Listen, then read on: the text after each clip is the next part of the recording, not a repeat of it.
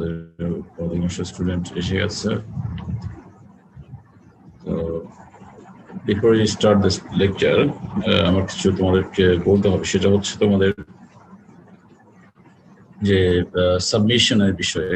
তোমরা কাজ সাবমিট করেছো এবং কিছু কিছু কাজ আমি দেখেছি যারা লিঙ্ক দাওনি বা দিয়েছো, আমি আগে থেকে চেক করার চেষ্টা করেছি, তোমরা কোনো ডেটা কালেকশন করো না কালেক্ট করে রিপোর্ট দিয়েছো, এবং দু একজন তারা কোনো এখন লিঙ্ক শেয়ার করো নাই। তো যারা এমনটি করেছো তাদের বিপদ আছে আর কি, তারা ভালো করবে না, ইনস্ট্রাকশন ফলো করনি, ভালো করবে না। আসসালামু আলাইকুম স্যার। সরি স্যার, আমার তো প্রবলেম হচ্ছে, আমি অ্যাড করতে গেলে আপনাকে ওনার দেখাচ্ছে, আমার মানে এডিটের রাইট নাই ওখানে। আমি সাবমিট করার পর আপনি ওনার হয়ে গেছেন আমার। তুমি সাবমিট করার পর কি হয়েছে? আমি আর ওনার নাই ওই আমার অ্যাসাইনমেন্টের, এজন্য আমি যদি অ্যাড করতে যাই তাহলে আপনার অ্যাক্সেস দেয়া লাগবে আমাকে। তুমি দরকার হলে না, এটা করা যাচ্ছে তো, এটা সাবমিট করার পরে করা যায়। ওটাকে হচ্ছে তুমি যখন তোমার হচ্ছে যে কোশ্চেনের যেটা তুমি তৈরি করছো এবং যেখানে তুমি রেসপন্স নিয়েছো গুগল ফর্মস, তুমি রেসপন্স নেওয়াটা ক্লোজ করে রেখেছো, তুমি এই জন্য করতে পারছো না। রেসপন্স থেকে ওপেন করে এটা করা যায় এবং অনেকেই করেছে, অনেকেই হচ্ছে আবার চেঞ্জ করে দিয়েছে। তো তুমি কেন পারছো না, এটা তোমার মানে অন্যদের সঙ্গে কনসাল্ট করে ঠিক করে নিতে হবে। It's not my concern. কিন্তু যারা দিয়েছো তারা ভালো করেছে, যারা যাও নেই তারা সমস্যার মধ্যে পড়ে যাচ্ছ। এখন আমরা ক্লাস শেষ করে শুরু করার আগে আমরা ওই বিষয়গুলো নিয়ে কিছুটা ডিল করব। তোমাদের সঙ্গে আমি সেটা শেয়ার করব। প্রথমে স্ক্রিন শেয়ার করি।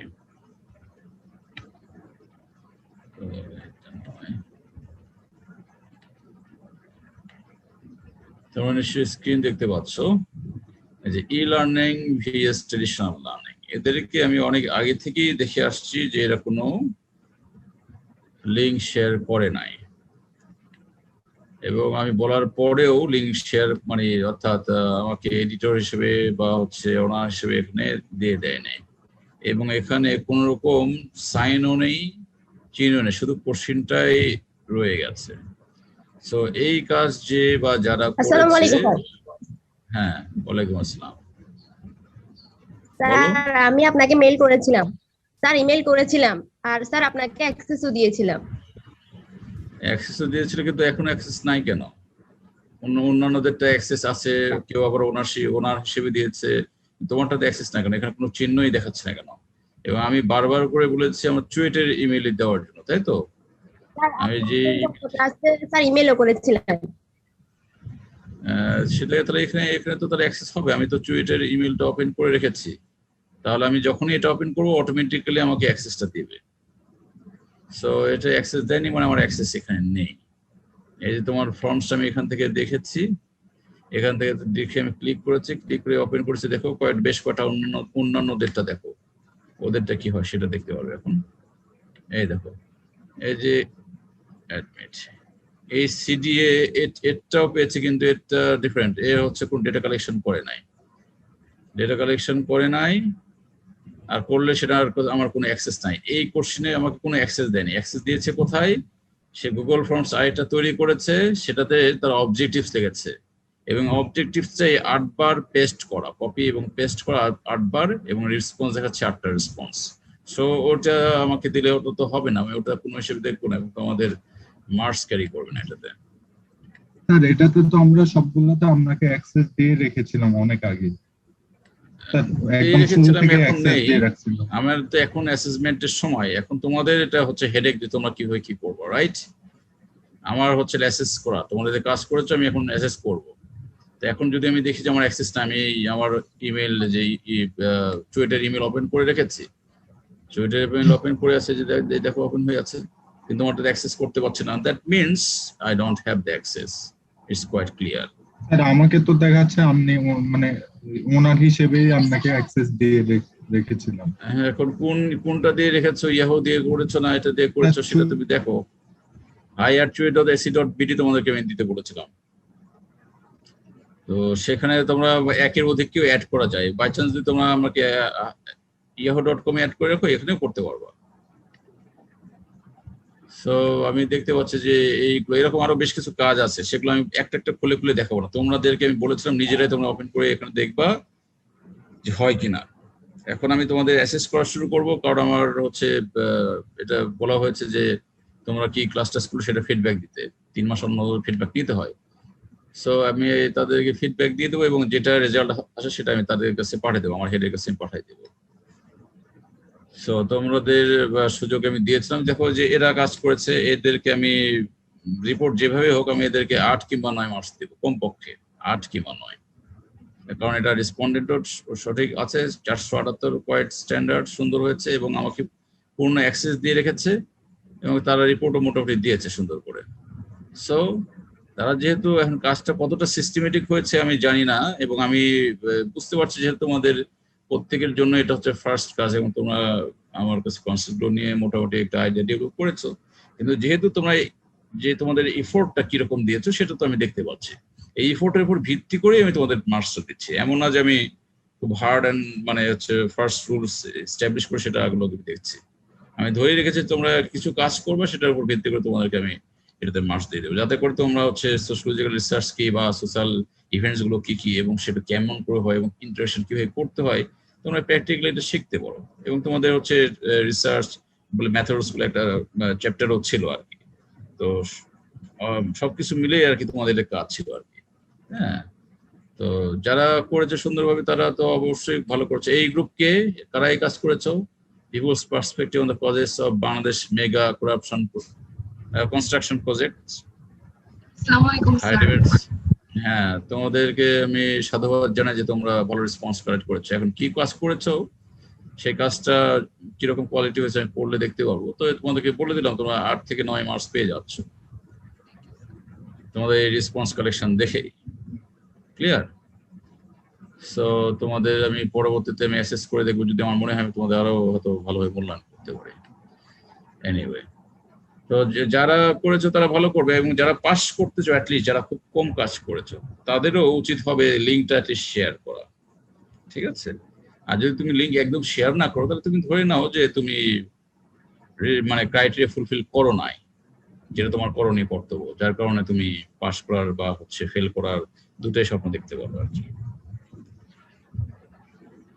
আর 3 জন তোমাদের মধ্যে এখন পর্যন্ত সাবমিট করে নাই, সেই 3 জন যদি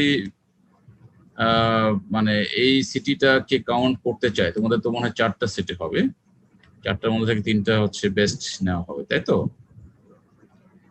তো সেখান থেকে না স্যার, 3টা সিটি হওয়ার কথা। 3টা সিটি হওয়ার কথা না, আমি তো আগেও তোমাদের হচ্ছে এগুলো দেখলাম। আগের হচ্ছে হলো আমি যখন 2015-তে নিতাম তখন দেখতাম যে 4টার মধ্যে থেকে বেস্ট, তো সরি তোমাদের হচ্ছে হলো মোট কয়টা সিটি 2 ক্রেডিট বেস্ট নেওয়া হয়? Sorry sir, best 2 sir, 2 credit. Best to নেওয়া হয়, তাই তো? আচ্ছা ঠিক আছে, তাহলে আমি হয়তো অনুসার করছি আর কি। তো মনে করো যে আমি নিয়েছি 2টা নিয়েছি, তো হয়তো ইয়েসারও নেবে আর কি। তো তোমরা যে যদি এটাতে তোমাদের বাদ হয়ে যায় এবং প্রথমটাতে আবার কেউ কেউ লেট সাবমিশন করেছে তারা ফেল করে গেছো, যারা লেট সাবমিশন করেছে আমি যেই বলে দিয়েছিলাম নোটিফিকেশন ছিল, তো তাদের টাইমটাও উল্লেখ করে দেওয়া ছিল। আমি বেশ 5 জনের মতো মনে হয় দেখলাম তারা লেট সাবমিশন করেছে, তো 5 জন মানে তারা ফেল, তারা কোনো পাস না। আমি ধরে নেবো যে তারা হচ্ছে বিভিন্ন জায়গায় খুঁজে বা যাই হোক করে রেখেছে, সো তারা 5 জন ফেল হয়ে গেছে। এখন ওই নতুন যারা 3 জন আছে যারা সাবমিট করে নাই তাদের জন্য দৈন্য দশা, আমি তোমাদেরকে সুযোগ দিয়ে রেখেছিলাম এবং আমার সঙ্গে তোমরা যোগাযোগ করো নাই। তো এখন তোমাদের বুঝতে হবে তোমাদের গ্রেডের জন্য আমি তোমাদেরকে সবচেয়ে ফ্লেক্সিবল ওয়েতে এবং সুন্দর সিস্টেমেটিক ওয়েতে দিয়েছিলাম, এবং তোমাদের সব ইনস্ট্রাকশন যেভাবে ইন ডিটেলস বলা সম্ভব সব বলে দিয়েছি, নোট বিষয়গুলো লিখেও দিয়েছি ক্লিয়ারলি, যাতে করে তোমরা বুঝতে পারো এবং কিভাবে কাজ করবে সেটার জন্য তোমাদেরকে পরে বলে দিলাম, তোমার গ্রুপ ওয়াইজেও কাজ করতে পারো ইফ ইউ ওয়ান্ট। সো যারা এখন পর্যন্ত আমাকে অ্যাক্সেস দিতে পারো না তোমরা আজকে দিয়ে দেও, এই করে আমি এই সপ্তাহের মধ্যে এটা কাজ করে আমার হেডের কাছে পাঠিয়ে দেবো। আর হচ্ছে তোমাদের হয়তো তোমরা দেখতে পারবে, আমি যদি শো করি তাহলে তোমাদের কত পয়েন্টস কি পেয়েছো সেটা হয়তো দেখতে পারবে। এনিওয়ে, তো তোমাদের এই বিষয়গুলো খেয়াল রাখা দরকার। অ্যাক্সেস যে এই কাজটা যেমন আমার এখন অ্যাক্সেস নেই, আমি বারবার বলার পরেও তোমরা তার মানে চেক করো নাই এখানে আমার কেন অ্যাক্সেস আসছে না, যে আমি তো দেখাই দিলাম। সেই রকম আরো কয়েকটা কাজ আছে সেখানে অ্যাক্সেস নেই, এবং কয়েকজন হচ্ছে মানে অন্য ধরনের পন্থা অবলম্বন করেছে। সো তোমাদের কেয়ারফুল হতে হবে, তোমরা ইউনিভার্সিটি স্টুডেন্ট। এনিওয়ে, এখন আমরা আমাদের লেকচারে চলে যাব। স্টপ শেয়ার, এখন লেটস শেয়ার দ্য স্ক্রিন। আচ্ছা, before that let me record my speech. আজকের লেকচার হবে কম, কিছু কথাবার্তা বলে আমি ছেড়ে দেবো, কারণ আমার লেকচারের ম্যাক্সিমাম কমপ্লিট হয়ে গেছে। আমাদের সঙ্গে আমার 13টা লেকচার হওয়ার কথা, 13টা আজকে থার্ড মানে লাস্ট লেকচার আর কি। তোমরা যারা চ্যাট বক্সে অ্যাটেন্ডেন্স দিয়ে দিয়েছো, কেন দিয়েছো তোমরা? আমি তোমাদেরকে দিতে বলেছি? আমি তোমাদেরকে কপি করে রাখছি, তোমাদেরকে আমি আজকে অ্যাবসেন্ট করে দিই, ঠিক আছে? 13টা ক্লাস তখন থেকে তোমাদেরকে আমি বলছি, তোমরা কথাগুলো ভুলে যাও। অ্যাবসেন্ট করে দেবো, তোমাদেরকে অ্যাবসেন্ট করে দেবো। তোমরা তোমাদের হচ্ছে ইনস্ট্রাকশন গুলো কেন ফলো করো না? You have to follow the instruction, right? আমি তোমাদেরকে প্রথম থেকে সুন্দর করে বলে আসছি যে যখন আমি তোমাদেরকে সময় দেবো তখন তোমরা অ্যাটেন্ডেন্স দিয়ে দিবে। আমি এটা একবার কপি করে রাখলাম, আমি হিসাবটা পরে দেখবো কি করা যায়। Sorry, let me stop the recording again.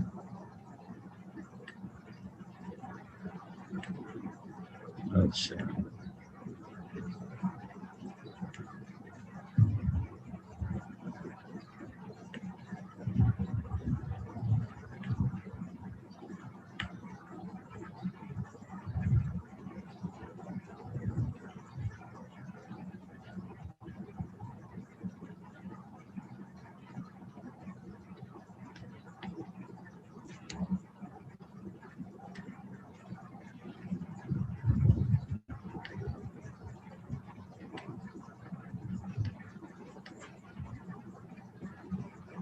আজকে আমি এগুলো কপি করে রাখলাম,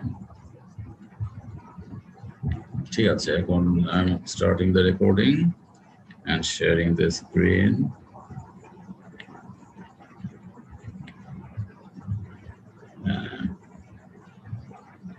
আমরা পড়ছিলাম সোশ্যাল চেঞ্জের থিওরি নিয়ে। স্পেংলার এটা পড়েছি, এগুলো আমাদের পড়া হয়েছে, আমরা 20 পর্যন্ত পড়ছি। চ্যাপিন্স থিওরিটা তোমরা দেখে নিও, চ্যাপিন্স থিওরিটা আমি পড়ছি না আর কি, এটা বেশি তোমাদের জন্য ইম্পর্টেন্ট না।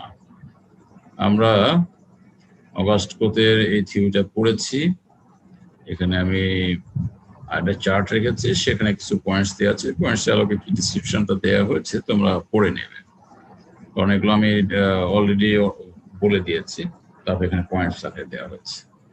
আর এখানে এই পাশের ফিগারটাতে, সরি টেবিলটাতে, এই ফিগারও বলতে পারো, হায়ারার্কি অফ সায়েন্সটা এটা কোন স্টেজে, কোন সোসাইটির কোন স্টেজে কিরকম ছিল এবং বিকাশ লাভ কিভাবে করেছে সেটা একটা টেবিল আকারে দেওয়া হয়েছে।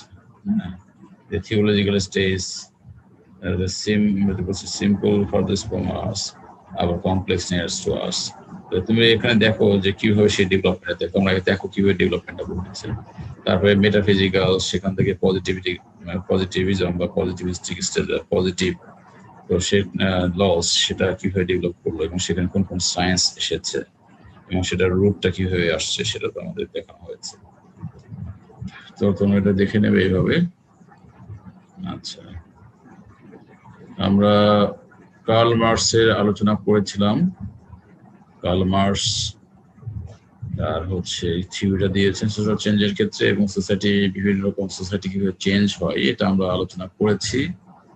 আমরা অ্যানসিয়েন্ট সোসাইটি, তারপরে হচ্ছে ফিউডালিজম, সেখানে কি সেখান থেকে হচ্ছে স্লেভিক সিস্টেমটা কিরকম, সেখান থেকে আমরা আবার হচ্ছে ক্যাপিটালিস্ট সোসাইটি ইত্যাদি আলোচনাগুলো করেছি আমরা।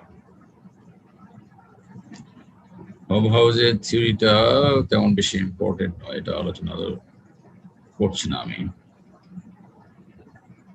হারবার্ট স্পেন্সার, আজকে আলোচনায় হারবার্ট স্পেন্সার মেইনলি আলোচনা হবে। যেহেতু থিওরিটা অনেক বড় এবং ইম্পর্টেন্ট থিওরি, তা আমি কোনটা ইম্পর্টেন্ট, কোনটা আলোচনা হচ্ছে বা না হচ্ছে বললাম, এগুলো মনে রাখবে। তোমাদের এক্সামের জন্য ইম্পর্টেন্ট, জানার জন্য ইম্পর্টেন্ট। হার্বার্ট স্পেন্সারের নাম তোমরা শুনেছো, আমরা প্রথম থেকে বলে আসছি। Herbert Spencer one of the কি pioneer contributors in sociology or development of sociology.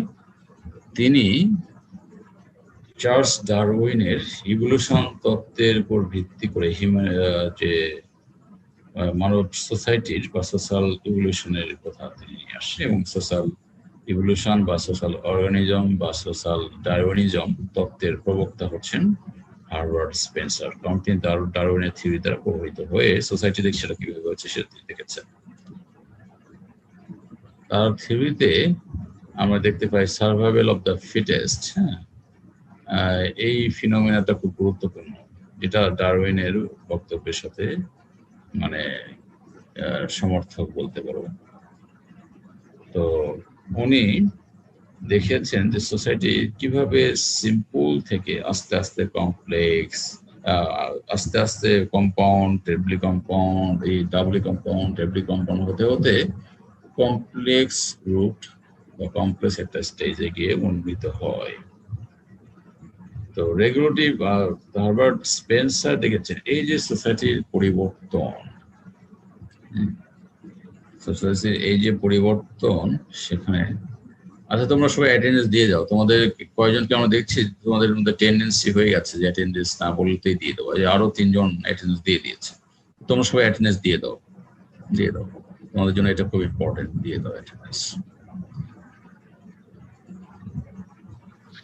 Sir আগে দিয়ে থাকলে কি এখনো দিতে হবে আবার? আগে যারা দিয়েছো তারা তো ভুল করেছো, এখন যারা দাওনি তারা সবাই দিয়ে দাও।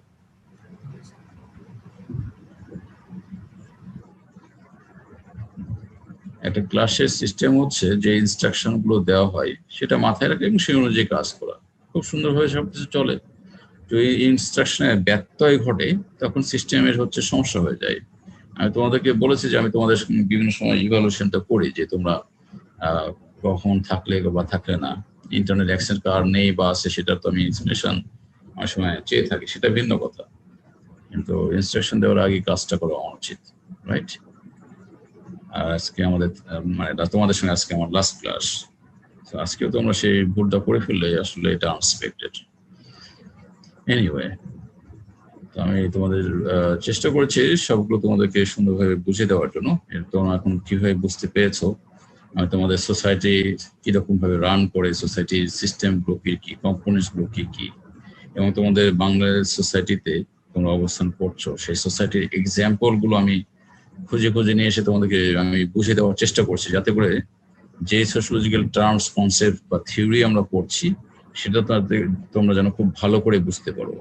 ক্ষেত্র বিশেষে আমি প্রতিটা স্লাইডে তোমাদের জন্য পরিশ্রম করে যেটা করেছি, যে তাত্ত্বিক কথা বলেছেন তার মনে করো যে তার ফিগার নিয়ে আসা, বা তার যে গ্রন্থে বা আর্টিকেলে কথা বলেছি সেটাও নিয়ে আসা।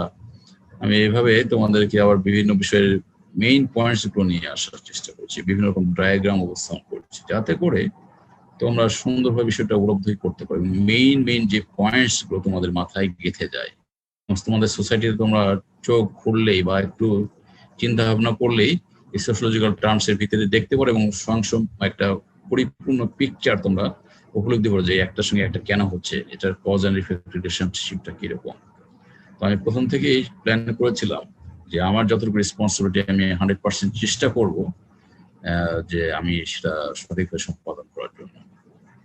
আমি সেটা আপ্রাণ চেষ্টা করেছি, যদিও আমার জন্ডিস এবং অনেক শরীর খারাপ, এর মধ্যে থেকেও আমি আমার চেষ্টার কোনো ত্রুটি করি নাই, যাতে করে তোমাদের ভালো হয়।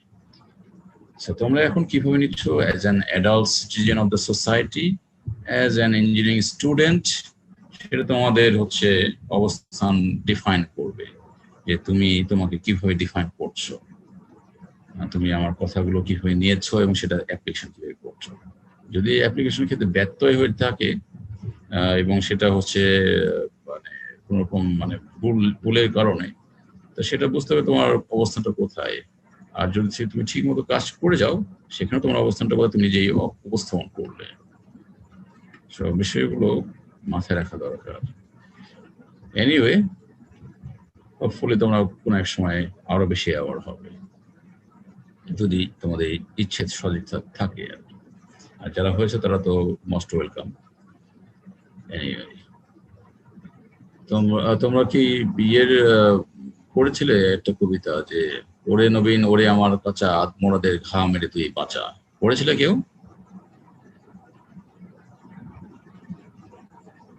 পড়ো নাই মনে হয়। আচ্ছা, যাই হোক, তো আমরা বলছি হার্বার্ট স্পেন্সারের সোশ্যাল ডারউইনিজম থিওরি এবং সোশ্যাল চেঞ্জের ক্ষেত্রে সোশ্যাল চেঞ্জ কিভাবে হয়েছে উনি দেখিয়েছেন বিভিন্ন সোসাইটি আলোচনার ক্ষেত্রে। তোমাদের স্টুডেন্ট আসছে যাচ্ছে interrupting my lecture, my slide presentation.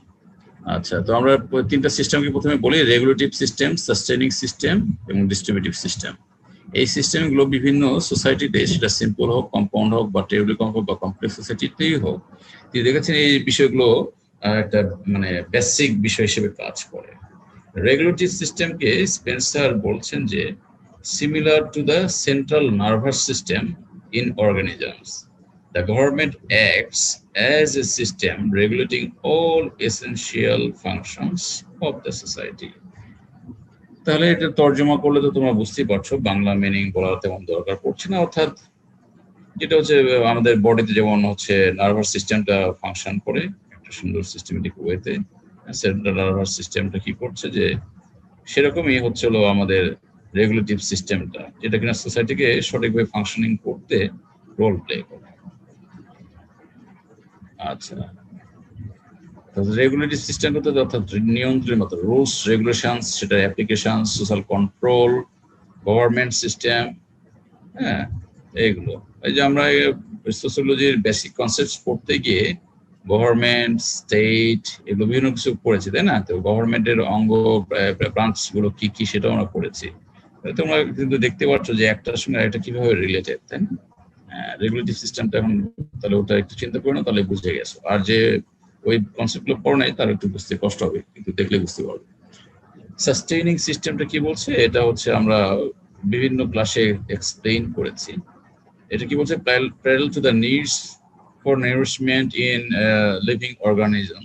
কি বলছে, এটা বলছে যেমন ইন্ডাস্ট্রি বা সাস্টেইনিং সিস্টেম, অর্থাৎ সহজ কথা আমরা বলতে পারি এমন ইকোনমিক সিস্টেম যেখানে মানুষকে ইনকামের পথ খুঁজে যায় এবং মানুষ ইনকামের ভিত্তিতে আবার তাদের প্রয়োজনীয় বস্তু অনুযায়ী ক্রয় বা বিক্রয় করে জীবিকা নির্বাহ করে এবং সাস্টেইন করে।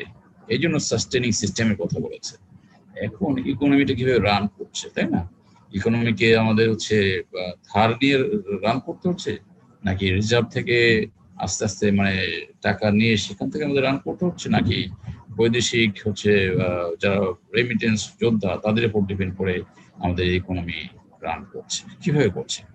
হ্যাঁ, আবার এখানে ইকোনমি আমরা জনস্বার্থে এটা সুন্দরভাবে দিতে পারছি, নাকি এখান থেকে আমরা মানে XYZ তারা হচ্ছে পুকুর চুরি করছি? ঠিক আছে, তো এগুলো দেখা দরকার। এবং সাস্টেইনিং সিস্টেমটাই যদি ঘুণ ধরে যায় তো সোসাইটির ওভারঅল সিস্টেমটার পরিপক্কতা আসবে না। দেখা যায় না যে ছোটবেলায় যদি সঠিকভাবে এরকম যে তোমার হচ্ছিল খাওয়া দাওয়া যেভাবে করা দরকার তার মধ্যে যদি কমতি হয় তাহলে বুদ্ধিভিত্তিক ডেভেলপমেন্ট বা শারীরিক ডেভেলপমেন্টের ক্ষেত্রে বিঘ্ন ঘটে, হ্যাঁ, এবং প্রপার ডেভেলপমেন্টটা হয় না। এই জন্য এটা খুব খেয়াল রাখতে হয়। তদ্রুপ সোসাইটিতে যদি ইকোনমিক বেসটার মধ্যে ঘুণ ধরে যায়, সোসাইটির ওভারঅল যে বিষয়গুলো থাকে সেগুলো সাস্টেইন করার জন্য বা সেগুলো রান করার ক্ষেত্রে প্রবলেম তৈরি হয়ে যায় এবং সেখানে অনেক কিছু কম্প্রোমাইজ করতে হয়। হ্যাঁ, এই কম্প্রোমাইজের কারণে অনেক চাহিদার বা অনেক মানসিক বৃত্তির বিকাশ ঘটা বা অনেক কিছু থেমে যায় বা করা যায় না। বুঝতে পেরেছো? তো এই জন্য সাস্টেইনিং সিস্টেমটা খুব ইম্পর্টেন্ট। এবং এগুলোর মধ্যে যেই আমরা বিভিন্ন ক্লাসে পড়ে এসেছি, ইকুইলিব্রিয়াম বা ফাংশনালিজম, ভারসাম্য, যেটা সোসাইটিতে ফাংশনিং করতে হেল্প করে বা ফাংশনালিজমই বলতে পারো, ক্রিয়াবাদী। তো এই ক্রিয়াগুলো একটা ভারসাম্য মানে অবস্থান থাকতে হবে, সবগুলো সুন্দরভাবে সুষম বিন্যাসে চলতে হবে যাতে করে সমাজ সুন্দরভাবে রান করতে পারে এবং সমৃদ্ধ হতে অসুবিধা নেই। কিন্তু ব্যালেন্স নিচে চলে গেলে বা একদম ক্ষয়িষ্ণু অবস্থায় এসে গেলে তখন রুগ্ন খর বা গায়ে বা বিভিন্ন রকম সমস্যা হবে। সেটা হচ্ছে হইতে পারে রাষ্ট্রের হচ্ছে হলো প্রতিরক্ষার বিষয়টা হতে পারে, রাষ্ট্রীয় স্বাধীনতা সার্বভৌমত্ব হইতে পারে, রাষ্ট্রীয় আবার হচ্ছে হলো মানে জনগণের যে মেইন ডিপেন্ডেন্স, যে নির্ভরতার বিষয়, সেগুলো বিভিন্নভাবে একটার সঙ্গে আরেকটা রিলেটেড। তো দেখো যে হার্বার্ট স্পেন্সার কত চিন্তা করে যে একটা টার্মসের ভিতরে বিষয়গুলো নিয়ে আসছে, তাই তো। এবার আসি আমরা ডিস্ট্রিবিউশন সিস্টেম। এখন ডিস্ট্রিবিউশনটা কি এখানে বলেছে, মেইনলি বলেছে ট্রান্সপোর্টেশনের কথা বলেছে। দেখো আমাদের শরীরে যে বিভিন্ন ভেইনের মাধ্যমে কি করে আমাদের বডিতে ব্লাড সার্কুলেট হয়, বা এখানে দেখো কি বলেছে যে আর যে arteries and veins carry blood throughout the body of an organism, তেমনি রোড এবং সরি আচ্ছা কেউটা বলো নাই, roads বা various modes of হচ্ছিল কি বলেছে, transportation will suffice the need for distribution network in a society। এখন আমরা বেসিক সার্ভাইভালের কথা আমরা বলছি, যেহেতু সার্ভাইভাল অফ দ্য ফিটেস্ট এর কথা আসছে, তো সেখানে এখন তুমি একটা জায়গায় তুমি তোমার ক্ষেতে পণ্য সামগ্রী উৎপাদন করেছো, হ্যাঁ, এখন তোমার ক্ষেত থেকে তোমার হচ্ছিল ঘরে বা হচ্ছে নিয়ে আসতে হবে, তো সেটার জন্য তোমার হচ্ছে একটা যোগাযোগের অবস্থায় একটা ওয়ে থাকা দরকার, তুমি বা মাধ্যম থাকা দরকার কিভাবে তুমি নিয়ে আসবে।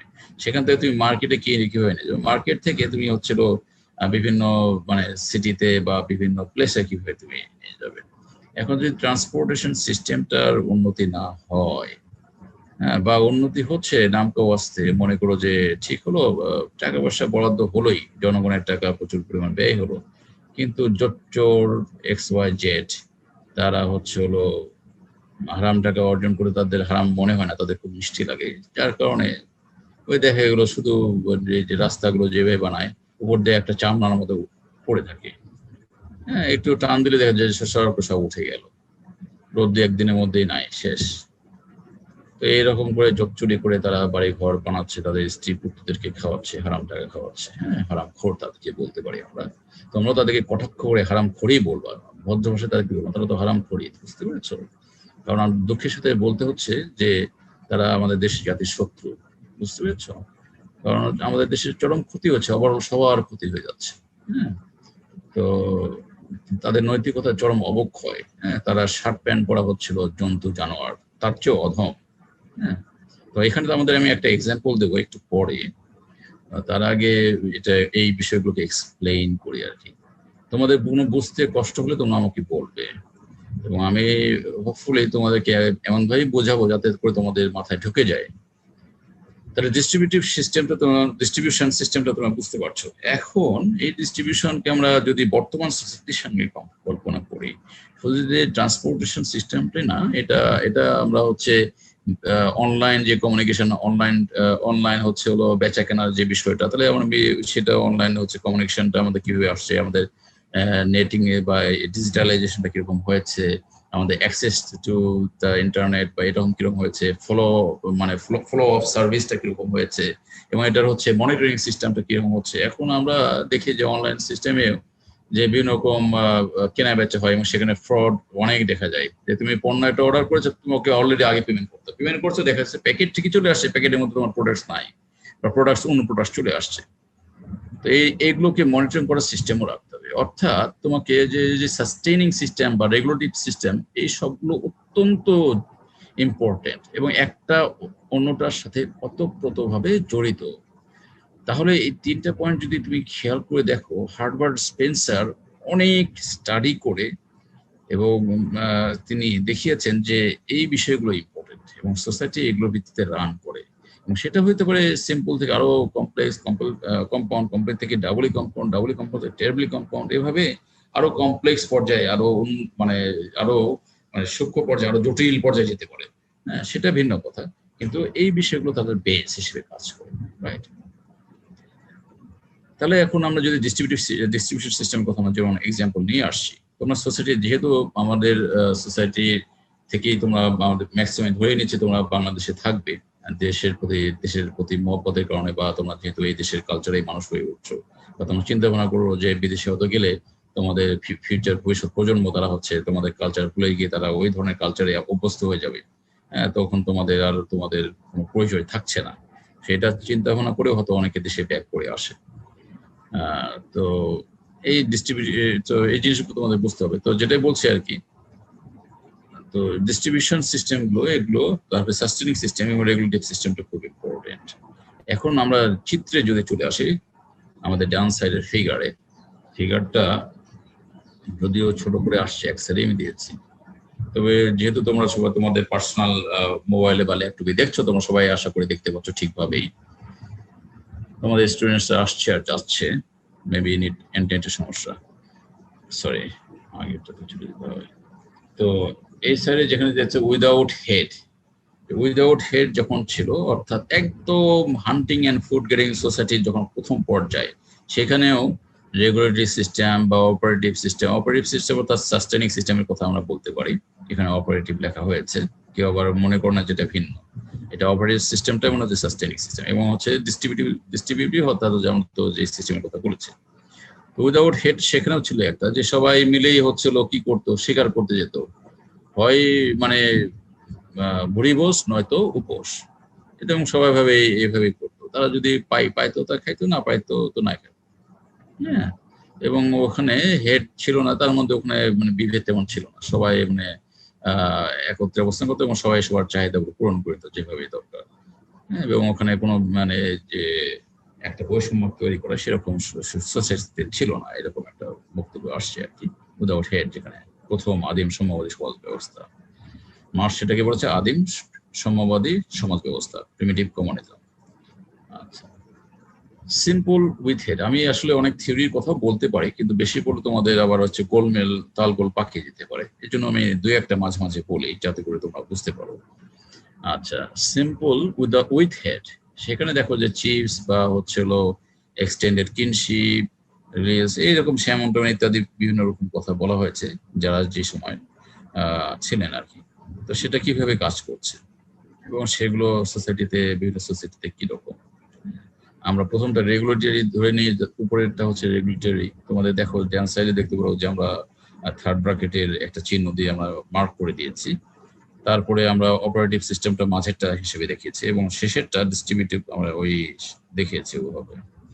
তার চিত্রে তোমরা দেখতে পাচ্ছ যে কিভাবে সিম্পল থেকে আস্তে আস্তে কম্পাউন্ড, তারপর হচ্ছিল ডাবলি কম্পাউন্ড, তারপরে হচ্ছে ট্রিপলি কম্পাউন্ড, এইভাবে আসলে আস্তে আস্তে তাদের ওটার আরো শাখা প্রশাখা বাড়ছে ওটার আন্ডারে, রাইট? এভাবে কমপ্লেক্স পর্যায়ে চলে যায় আর কি। তাহলে এখন তোমাদের মধ্য থেকে আমি ব্রেকআউট রুমে তোমাদেরকে পাঠিয়ে দেব। তোমাদেরকে আমি কয়টা গ্রুপে ভাগ করব, তোমরা এই রেগুলেটিভ সিস্টেম, সাস্টেনিং সিস্টেম এবং ডিস্ট্রিবিউটিভ, আমি মুখে বলছি তোমরা ভালোভাবে শুনে নাও, ঠিক আছে?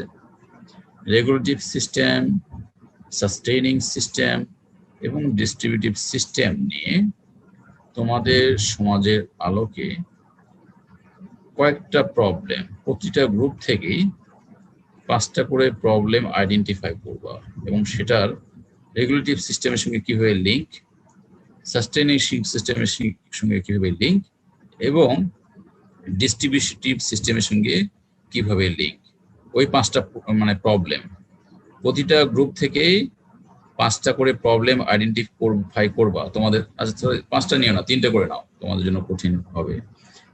3টা করে প্রবলেম নেবা, সেই 3টা প্রবলেমের ভিতরে এই যে 3টা পয়েন্টসের আমরা কথা বলেছি, রেগুলেটিভ সিস্টেমটা যেটা রুলস অ্যান্ড রেগুলেশন যেভাবে থাকা দরকার, সেকেন্ডলি সাস্টেনিং সিস্টেমটা সেটা আমরা কিভাবে বলেছি যে কিভাবে কাজ করে, হ্যাঁ, যে ইকোনমিক সিস্টেমের কথা মেনলি বলো ধরো, আর থার্ডলি হচ্ছে ডিস্ট্রিবিউশন সিস্টেমটা, যে ট্রান্সপোর্টেশনে হোক বা অনলাইন অফলাইন যেভাবে হোক সেটা কিভাবে হচ্ছে, বা কমিউনিকেশন ইন জেনারেল তুমি ধরো আর কি, ইন ব্রডার সেন্স। তো সেটার ক্ষেত্রে প্রবলেমস গুলো কিভাবে রাইজ করছে। তোমাদের গ্রুপে তোমরা থাকবে এবং তোমাদেরকে আজকে আমি একটু সময় হাতে দেব। Let me take the time first. এখন 40 বাজছে। আচ্ছা, তোমাদেরকে আমি 6 মিনিট সময় দেবো, এর মধ্যে তোমরা 6টা বিষয়গুলো আলোচনা করবে, 3টা প্রবলেম আইডেন্টিফাই করবে, 3টা, তোমাদের 6 মিনিট 7 মিনিট সময় দিচ্ছি আমি, তো তোমরা সেটার উপর কাজ করবে।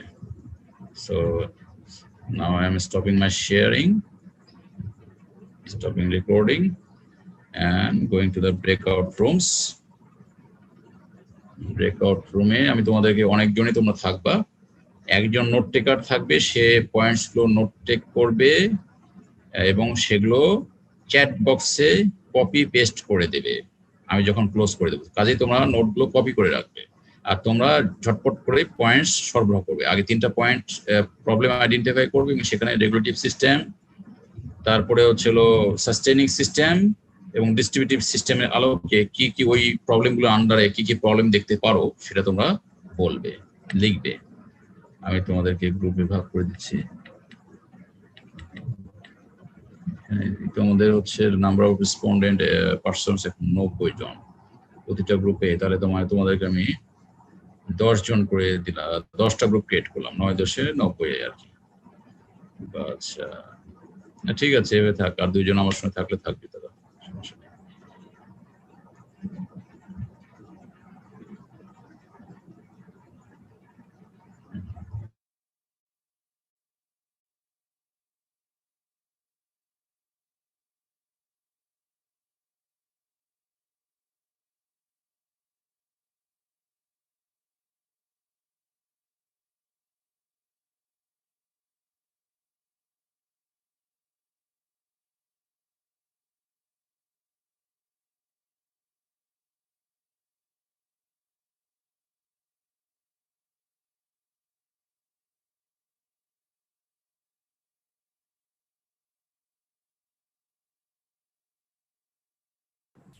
কি করতে হবে এটা তো আমি ঠিক বুঝি না জিনিসটা। রেগুলেটিভ সিস্টেম। হ্যালো, হ্যাঁ তো কোথায় পড়াই আছি লাগছে, আমি? এই তো বুঝি।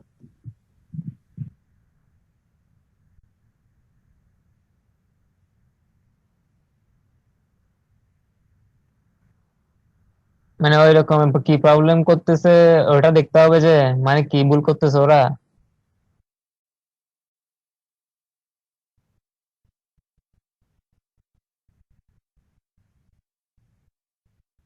আমাদের লিখতে হবে যে চ্যাট বক্সে এগুলো তো দিয়ে কোনো দিবেন। idea নেই। এখন রেগুলেটরি সিস্টেমের উদাহরণ কি হইতে পারে? জেলা প্রশাসন আছে, জেলা প্রশাসন, বিভাগীয় প্রশাসন একটা রেগুলেটরি সিস্টেম, ইউনিয়ন পরিষদ একটা রেগুলেটরি সিস্টেম, পৌরসভা একটা রেগুলেটরি সিস্টেম। শেষ। আবার সাস্টেনিং সিস্টেম না, এগুলো একটা আবার করে রেগুলেটরি, হবে না? আবার রেগুলেটরের সাথে সাস্টেনিং তো মিল আছে। সাস্টেন করতেছে কে? আচ্ছা তুই লেখ, তুই লেখ। আমার আমার হ্যাঁ লেখ। গভর্নমেন্ট, তারপরে তারপর জেলা প্রশাসন হয়তো, কারণ জেলা প্রশাসন সব কি রেগুলেট করতেছে না।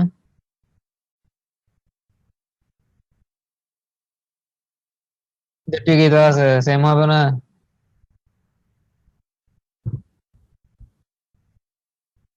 প্রত্যেকটা কোম্পানি এরকম চিন্তা করলে প্রতিটা ইন্ডিভিজুয়াল ইন্ডাস্ট্রি বল, কোম্পানি বল, সবগুলোর মধ্যেই রেগুলেটিভ, সাস্টেইনিং আর ডিস্ট্রিবিউশন এগুলো সবগুলোতেই আছে। তুই যেটাই দিবি ওটাই সঠিক আমার মতে। ইনফ্যাক্ট আমাদের চুয়েটও দিতে পারো, চুয়েটে, এবং এটার মধ্যে সবকিছু আছে। চুয়েট অ্যাডমিনিস্ট্রেশন, তারপরে চুয়েটের আরো কত কিছু আছে না। ওখানে ডিস্ট্রিবিউশনে কি অনেক কর্মকর্তাও কাজ করতেছে, সাস্টেন করার জন্য ল আছে, ডিএসডব্লিউ আছে। তবে ডিএসডব্লিউ তো আর সব কি এক্সপ্লেন করবো আমার তো, আমি তো রেগুলেটিভ এগুলোর মধ্যে ডিফারেন্সটা, কোনো difference.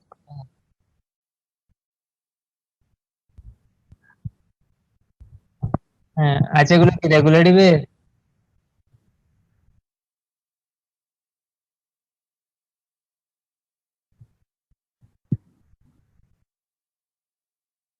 Sustain,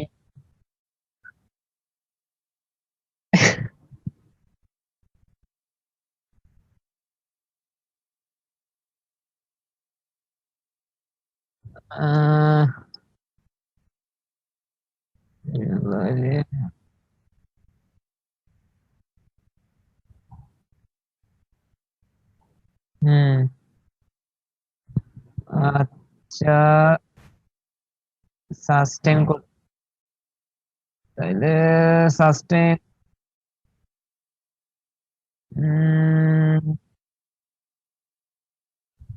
special fields and natural system integrating knowledge or আচ্ছা জিনিসটা কি সাস্টেনের মধ্যে আমরা কি ক্রাইটেরিয়া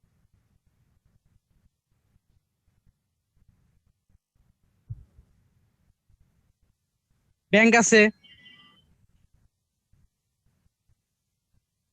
ব্যাংক এনজিও, তারপরে আর কি ওয়াটার ট্রিটমেন্ট দেখ ডিস্ট্রিবিউশনের মধ্যে আসতেছে যে ট্রান্সপোর্টেশন সিস্টেম, যেটা ওখানেই ছিল। তারপরে ডিস্ট্রিবিউশন এখন দেখ, আমরা যদি ব্যাংকের এক্সাম্পলটা আনি, ব্যাংক তো লেনদেন তো প্রচুর কি ডাইভার্সিফাইড, এর মানে টাকা তো সব জায়গায় আনা নেওয়া করতেছে, আবার টাকা ডিস্ট্রিবিউটও করতেছে। মানে জিনিসটা আমি বুঝতেছি না, একটা জিনিস তো সব জায়গায়তে হচ্ছে, মানে একটা এক্সাম্পল তো সব জায়গায় দেওয়া যাচ্ছে, কারণ কোন একটা নির্দিষ্ট কোন একটা অর্গানাইজেশন যে কোন একটা শুধু নির্দিষ্ট সিস্টেমের মধ্যে পড়ে ওটাও তো না। একটা নির্দিষ্ট সিস্টেমে যদি কোনো কিছু হয় সেটা তো সম্ভব না বর্তমানে।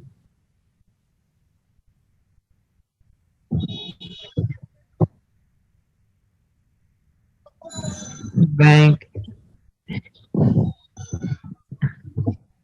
তাহলে সাস্টেনিং হলে তো গ্রোসারি শপ হয়, গ্রোসারি শপ তরকারিওয়ালা।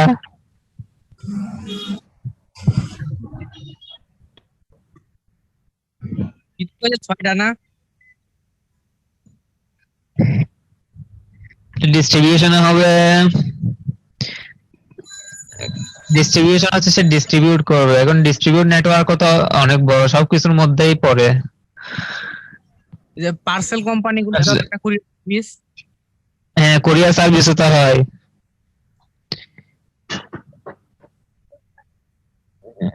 তারপরে জাহাজ আছে না, shipment. A return to main screen তাড়াতাড়ি, উইল ক্লোজ ইন 57। এলো কি খাতা লিখছস?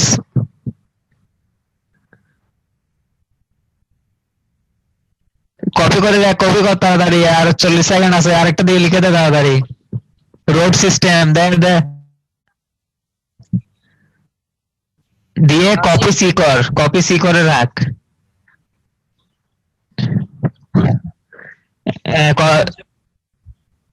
কপি সি করে রাখ, আবার রিটার্ন টু মেইন স্ক্রিন, ঠিক আছে?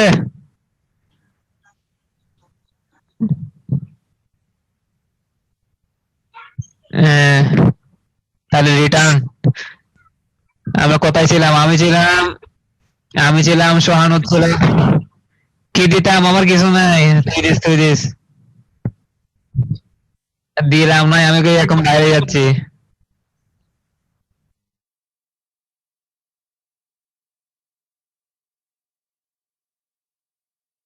এখন তোমাদের চ্যাট বক্সে চেক করবো যে তোমরা শেয়ার করেছো কিনা।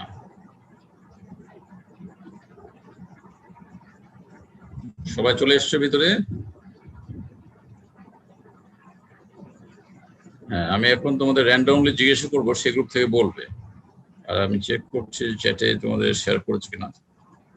চ্যাটে তোমরা শেয়ার করে তোমাদের অ্যাটেন্ডেন্স আমি শুধু দেখতে পাচ্ছি। তো তোমরা শেয়ার করে ফেলো তোমাদের পয়েন্টস গুলো, কপি পেস্ট করে দাও। আচ্ছা, তো আমাদের আজকের লেকচারে আমি এখন মানে যেহেতু লেকচারটা শেষ করে ফেলছি আর কি, আজকে আমার সঙ্গে তোমাদের লেকচার হচ্ছে লাস্ট লেকচার হয়েছে আর কি। আর সোশ্যাল চেঞ্জ পর্যন্তই আমার পড়ানো ছিল, সোশ্যাল চেঞ্জ অ্যান্ড প্রোগ্রেস। তো সেটা আন্ডারে আমরা এই থিওরিগুলো পড়েছি আর কি। আমরা দেখতে পাচ্ছি তিনটা গ্রুপ অলরেডি তাদের কিছু বক্তব্য দিয়েছে আর কি, প্রবলেম আইডেন্টিফাই করেছে। আচ্ছা, হয়তো তোমাদের কেউ কেউ বুঝতে পেরেছে, কেউ বুঝতে পারেনি আর কি। আচ্ছা, হ্যাঁ এই তো কিছু পয়েন্টস আসে, গুড আমি দেখতে পাচ্ছি। আচ্ছা, আমি বলেছিলাম যে তোমাদের যে কোনো তিনটা প্রবলেম আইডেন্টিফাই করতে, এবং প্রতিটা প্রবলেমের আন্ডারে রেগুলেটিভ সিস্টেমটা, সাস্টেনিং সিস্টেম এবং ডিস্ট্রিবিউটিভ সিস্টেমটা কিভাবে কাজ করছে, ডিস্ট্রিবিউশন সিস্টেমটা কিভাবে কাজ করছে। তো সেটা তোমাদের জন্য একটু চিন্তার বিষয় ছিল আর কি। তো এখন তোমাদের মধ্যে থেকে যে কোনো এক গ্রুপ আমি বলে দিচ্ছি আর কি, তুমি জাস্ট তোমাদের বক্তব্য শেয়ার করবে। Not sharing the screen. বলবে হচ্ছে তাসমিয়া 1111। হ্যাঁ তাসমিয়া, তুমি বলো তোমরা কি বুঝতে পেরেছো বা তোমাদের কি ফাইন্ডিংস?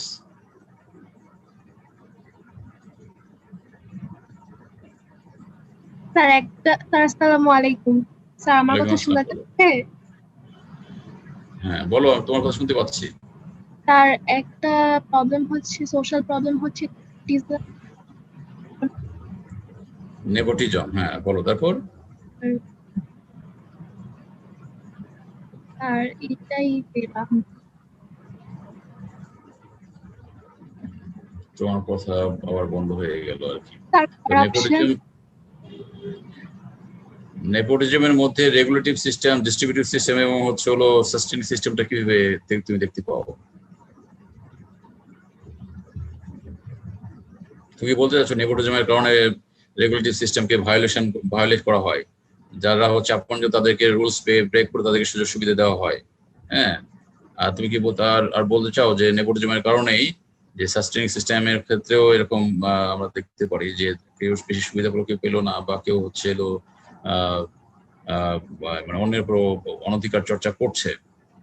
আর জি স্যার এরকম তো হয়। হ্যাঁ, তা সেটা তোমাকে এক্সপ্লেইন করতে হবে। আমি যদি বলে দিই, আমি তো বুঝি বিষয়টা, এখন তোমাকে তো এক্সপ্লেইন করতে হবে, তাই না? জি স্যার, তোমাকে মানে কোনো একটা কাজে যোগ্য ব্যক্তি যে তাকে সব সময় সুযোগ না দেওয়া বা এরকমটা আমরা দেখতে পারি। আচ্ছা ঠিক আছে, তাহলে ধরে নিলাম যে তোমরা মোটামুটি বুঝতে পেরেছো। আমাদের যেহেতু ক্লাসের সময় শেষ হয়ে যাচ্ছে, তো তোমাদের কাছে আমি এখন একটু ফিডব্যাক নিতে চাই।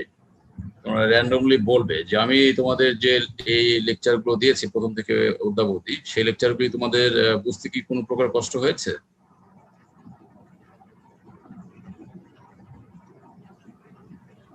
যারা নিয়মিত ক্লাস করেছো তাদের মধ্যে বলছো। আব্দুল্লাহ তুমি বলো। 119 আব্দুল্লাহ।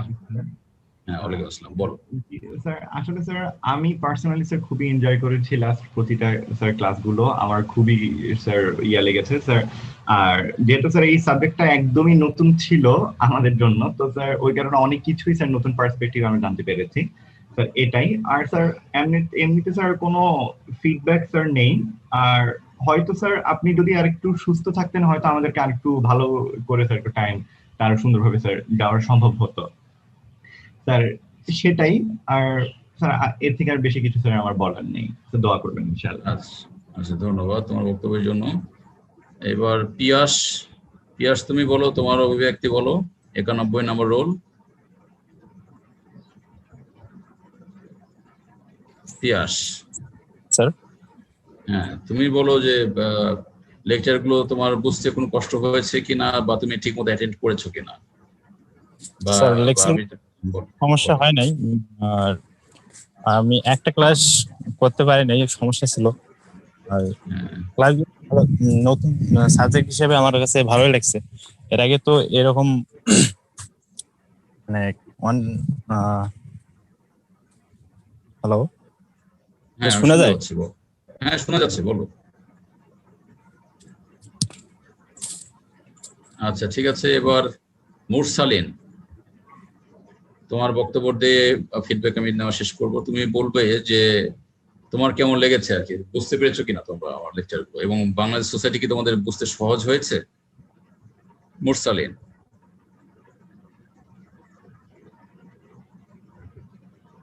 মুরসালিন তুমি কি আছো? আচ্ছা না হলে আরেকজন কেউ ভলেন্টারিলি বলো। কি রাফিয়া? হ্যাঁ রাফিয়া তুমি বলো। 1129। আমি তিনজনের বক্তব্য নিচ্ছি আর কি। জি স্যার, আসসালামু আলাইকুম। ওয়ালাইকুম আসসালাম, বলো। স্যার বুঝতে কোনো অসুবিধা হয়নি, আমি মোটামুটি আপনার সবগুলো ক্লাসই অ্যাটেন্ড করার চেষ্টা করেছি, আমার কাছে বেশ ভালো লেগেছে। আর স্ক্রিনশটও নিয়ে রেখেছিলাম আপনার স্লাইড যেগুলো শেয়ার করেছেন, তো আমার কাছে বুঝতে কোনো সমস্যা হয়নি। আচ্ছা আচ্ছা ঠিক আছে আর কি। তাহলে এই পর্যন্ত তোমাদের সঙ্গে আজকে থাকলো। এরপর থেকে তোমাদের নেক্সট উইক থেকে তোমাদের নাজমুল স্যার তোমাদের ক্লাস নেবেন আর কি, তোমরা স্যার সুন্দরভাবে কন্টিনিউ করবে। আর তোমাদের যে 3 জন সাবমিট করেনি তাদের জন্য আমি এখনো একটা স্যার দিয়ে মানে সুযোগ দিয়ে রাখছি, তারা যদি আমার সঙ্গে স্যারের সঙ্গে যোগাযোগ করে মানে কন্ট্যাক্ট করে আমাকে, তাহলে আমি তাদেরকে ছোট্ট কিছু কাজ দিতে পারি যার দ্বারা তারা অ্যাটলিস্ট পাস মার্কটার জন্য ক্যারি করতে পারে। চাই তোমরা মোটামুটি অ্যাটলিস্ট ভালো করো, না হলে অ্যাটলিস্ট পাস করে যাও। ঠিক আছে, তাহলে আজকের মতো এখানেই। তোমরা সবাই ভালো থাকবে, আমার সুস্বাস্থ্যের জন্য তোমরা দোয়া রাখবে আর কি। হ্যাঁ বলো। স্যার আপনি বললেন যে আমাদের রেকর্ডিং গুলো যেগুলো আপলোড দিয়েছি সেগুলো ডিলিট হয়ে যাবে, যেহেতু ডাউনলোড করে রাখতে বলেছিলেন স্যার লেকচার গুলা ক্লাসরুম থেকে। স্যার ওগুলো ডিলিট কবে নাগাদ হবে স্যার? এটা তোমাদের নেক্সট ক্লাস শুরু হওয়ার আগে, অর্থাৎ শনিবারের মধ্যে আর কি। স্যার ডিলিট না করলেই ভালো হয়। তাহলে তোমরা যেটা করতে পারো সেটা হচ্ছে তোমাদের স্যারের সঙ্গে কন্ট্যাক্ট করে তোমরা তাহলে হয়তো অন্য একটা প্ল্যাটফর্ম তৈরি করে সেখান থেকে তোমাদের স্যারের সঙ্গে ক্লাসগুলো করবে। ঠিক আছে? জি স্যার, আমরা অন্য একটা ক্লাসরুম করে দেব। স্যার অন্য একটা ক্লাসরুমে স্যারকে এই ক্লাসরুমে টিচার স্যারকে এই ক্লাসরুমে স্যার টিচার হিসেবে দেওয়া যায় স্যার? এই টিচারে শুধু আমিই আছি, এটা আমি নিজে ক্রিয়েট করেছি, আমি অন্য টিচারকে অ্যাক্সেস দেই নাই আর কি। সো সে যদি করতে নিতে চায় হয়তো তাহলে আমাকে ইনফর্ম করতে হবে। তো আমি যেটা বলছি তোমাদেরকে, এটা মানে আমার পার্সোনাল একটা বা তার পার্সোনাল চয়েস মানে ইন্টারেস্ট কিরকম হবে, আমার একটু ইন্টারেস্ট ভিতরে ভিন্ন হতেই পারে। এবং আমি হয়তো দেখতে পাচ্ছি বা আমি কোনো একটা লেকচার দিয়েছি, হয়তো সে লেকচারটা আরো একটু ভালো হতে পারতো, বা সে একটা লেকচার দিয়েছে সেই লেকচারটা আর একটু ভালো হতে পারতো। এই ধরনের যেন ভুল বুঝাবুঝি তৈরি না হয়, বুঝতে পেরেছো? যার কারণে আমরা পরস্পরকে রেসপেক্ট করতে চাই। সো এই জন্য ভিন্ন থাকাই ভালো, আদারওয়াইজ কোনো সমস্যা নেই। আচ্ছা স্যার, স্যার একটা রিকোয়েস্ট স্যার, গুগল ক্লাসরুমটা থাক স্যার, আমরা স্যার নতুন গুগল ক্লাসরুমে স্যার মানে বাকি অংশটা করব স্যার অফিসারের সাথে। স্যার এখানে ভিডিওগুলো থাক স্যার। স্যার এটা স্যার থাক স্যার আপাতত স্যার। স্যার আমাদের ফাইনাল হওয়ার আগ পর্যন্ত স্যার থাকলে ভালো হয় স্যার। ফাইনাল হওয়ার আগ পর্যন্ত থাকবে কি না, কিন্তু আমি কিছুদিন রাখছি আর কি। তোমাদের যেহেতু বলছো কিছুদিন থাকবে, এর মধ্যে থেকে তোমরা আস্তে আস্তে তোমাদের ওই ভিডিওগুলো দেখার বা ওখান থেকে ওই ইয়েগুলো স্ক্রিনশট নিয়ে রাখো আস্তে আস্তে। আমি রাখবো আর কি, কয়েক সপ্তাহ রাখবো, তাহলে সমস্যা নেই। স্যার ফাইনাল হল তো স্যার অনেক দেরি আছে স্যার, যদি এ পর্যন্ত সবকিছু স্যার টপিক ভুলে যেতে পারি থাকলে স্যার ভালো হয়। ভুলে যাবো কেন? হ্যাঁ, কপি করে রাখলেই তো হয়ে যায়। আচ্ছা আচ্ছা, এনিওয়ে আচ্ছা আমি দেখবো আর কি সেটা কি করে যায়। তো তোমরা সবাই তাহলে ভালো থাকবে, আজকের মতো এখানেই। আর আমি তোমাদের যে পয়েন্টস তোমরা কয়জন দেখে 4টা গ্রুপ তোমরা দিয়েছো, তোমাদের পয়েন্টসগুলো আমি দেখেছি, ধন্যবাদ। তোমাদের এক্সপ্লেইন করার সময়টা হয়ে ওঠেনি। এনিওয়ে তোমরা সবাই ভালো থাকবে, আল্লাহ হাফেজ। স্যার আসসালামু আলাইকুম। আসসালামু আলাইকুম স্যার। ওয়ালাইকুম আসসালাম। আসসালামু আলাইকুম। আসসালাম।